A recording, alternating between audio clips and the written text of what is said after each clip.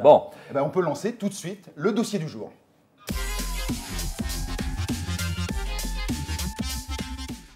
Le dossier du jour aujourd'hui, Olivier, c'est louer son appartement pour la première fois. Exact. Alors, Patson, peut-être que tu peux nous raconter, pour démarrer ce dossier, quelle est la première expérience d'appartement que tu as en tête? Ben, en fin de compte, si je prends l'expérience de ma famille, c'est qu'on n'a jamais vraiment loué. Ah oui. C'est un pote à moi qui est français, blanc de peau, qui avait loué, qui a reloué à mon oncle. Et mon oncle a loué à ma tante. Ma tante a loué à mon grand-père. Mon grand-père a loué à ma mère. Ah oui. Donc, au final, on ne sait pas qui loue quoi. Ah oui, c'est ça. Et donc, ça, c'est ta première histoire. Ouais, quoi. c'est rien. Vous êtes tous ensemble dans l'appartement Oui, ou oui, c'est chacun oui, votre tour? un studio. Ah, d'accord. On est 38. On est superposés, quoi. Voilà, non, on doit arrêter. C'est-à-dire, chacun comme ça et l'autre dort sur le cou de l'autre. C'est là-bas que j'ai commencé à faire du stand-up et je faisais complet tous les soirs. Bon. Merci, Patson. Formidable. Alors, notre expert du jour, c'est Bernard. On va revenir quand même un petit focus sur cette histoire de location pour la première fois. On attaque une période qui est la rentrée des classes, c'est important pour tout le monde. Alors, on a toujours, nous, le sentiment que l'immobilier, on va même y mettre les agents immobiliers, pourquoi pas, chez les jeunes, c'est une connotation un peu négative. C'est-à-dire qu'on ne sait pas trop par quel bout prendre ce truc-là. Ça passionne un peu les foules, mais c'est toujours un peu négatif. Est-ce que toi, tu as une analyse sur ce ressentiment, sur ce marché-là? C'est vrai que c'est un petit peu compliqué, ça paraît compliqué.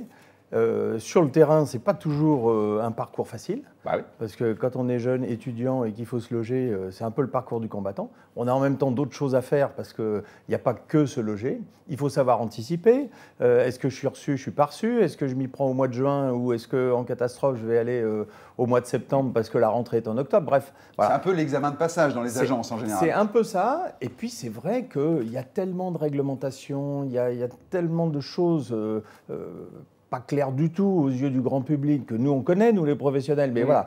Donc, une des premières choses qu'on doit faire, nous, professionnels, c'est justement de dédramatiser tout ça, d'expliquer simplement des choses qui peuvent paraître compliquées, mais qui finalement ne le sont pas tant que ça. Voilà, ça, c'est notre premier boulot. Est-ce que tu as, puisqu'on a un public extrêmement, je dirais, connecté, jeune et qui a envie de savoir, 3 astuces vraiment nécessaires quand on loue son appartement pour la première fois? La première astuce, c'est qu'il faut savoir s'organiser, parce qu'on ne part pas la fleur au fusil, les mains dans les poches, en disant tiens, je vais aller dans les agences et puis je vais trouver un logement. Ça se prépare, ça s'organise. La première des choses, c'est savoir où on veut aller, quand même, parce que voilà, l'espace, l'éloignement, la desserte en termes de transport, ça peut être important. C'est bien préparer son projet. C'est aussi, parce que ça reste le nerf de la guerre, c'est démontrer à son futur propriétaire qu'on aura les moyens de le payer, tout simplement.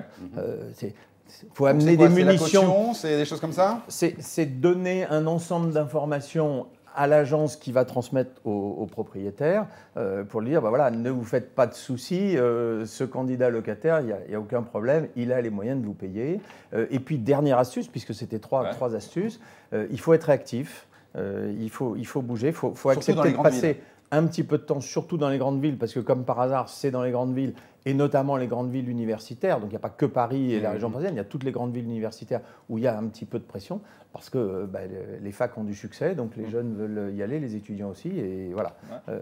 Je vois Patson qui se barre depuis tout à l'heure. Tu veux ajouter un truc? Parce que j'avais un sketch, c'est sur les cautions, il fallait amener un garant. Et j'ai un pote, sa grand-mère avait tous les chicots en or.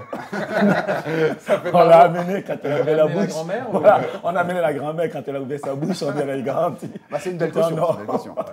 Super, alors merci beaucoup messieurs.